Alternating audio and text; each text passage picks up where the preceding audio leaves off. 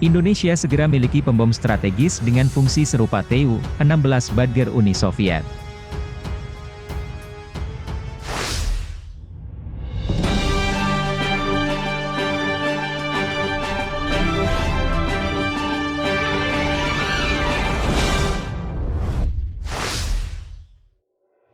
Indonesia pernah mengoperasikan pembom strategis Tupolev Tu-16 Badger buatan Uni Soviet pada era 1960-an.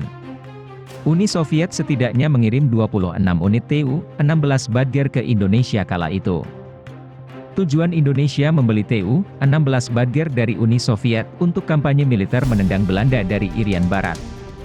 Pembelian Badger ini menjadi salah satu alasan Belanda hengkang dari Irian Barat. Karena ditilik dari sisi teknologi saat itu, Tu-16 cuma bisa ditandingi oleh pembom milik Amerika Serikat, AS, Inggris dan Uni Soviet itu sendiri. Dikutip dari Air Force Technology, tahun 1940 awal mula Tu-16 digagas.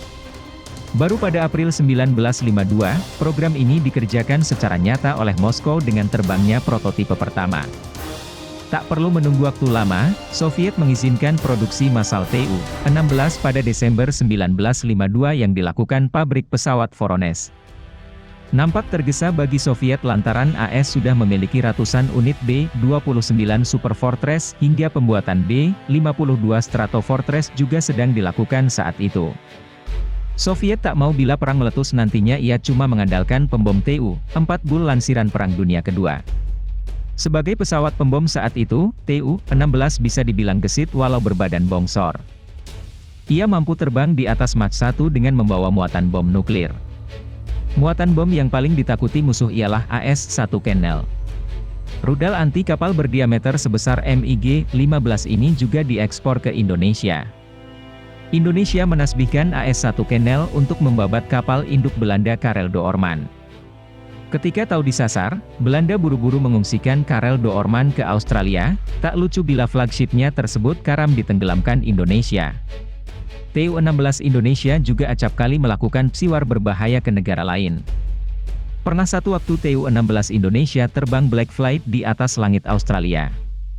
Kemudian ia pernah terbang di Sarawak, Malaysia dalam rangka Dwi Kora. Kala krisis Selat Sunda melawan Inggris juga Tu-16 ambil bagian. Ia terbang membayangi kapal induk HMS Victorious melewati Selat Lombok setelah sebelumnya memancing kemarahan Jakarta saat diam-diam melintasi Selat Sunda. Usai Dwi Kora reda, Tu-16 Indonesia tak lagi eksis. Akhirnya pada 1970 Indonesia memensiunkan semua Tu-16 dan otomatis skadron pembom strategis jarak jauh AWR non-aktif hingga kini. Tapi kini Indonesia nampaknya akan menghidupkan kembali kemampuan pembom strategis layaknya saat punya Tu-16. Pada 30 Maret 2022, TNI AU akan menggantikan peran Tu-16 Badger dengan F-15 Eagle II. Walau F-15 Eagle II ialah heavy fighter, nyatanya ia bisa memangku peran pesawat pembom strategis Tu-16 Badger AWR di masa lalu. Jika nantinya TNI Angkatan Udara memiliki pesawat F-15 Aedean, sebenarnya hal ini menghidupkan kembali nostalgia strategic bombing yang marak diaplikasikan di era Perang Dingin, ujar Pangkoopsau 3 Marsekal Muda Samsul Rizal. Bahkan pada tahun 1960-an kita pernah memiliki pesawat pembom strategis Tu-16. Tu-16 ternyata memiliki ukuran yang mirip dengan F-15 Aedean. Maka ukuran Multi-Role Combat Aircraft MRCA, terkini maka sama dengan ukuran pesawat pembom strategis Tu-16.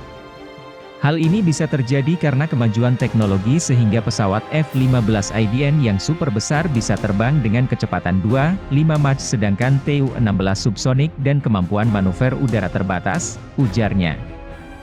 Jika dilihat dari spesifikasi, memang F-15 Eagle II malah mengungguli kemampuan Tu-16 Badger. Dari payload, anti-ship missile range hingga speed Tu-16 kalah telak dari F-15 Eagle II.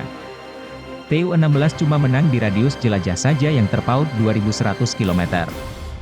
Indonesia akan punya lagi pembom strategis dalam diri F-15 Eagle II meneruskan terah bomber dari Tu-16 Badger.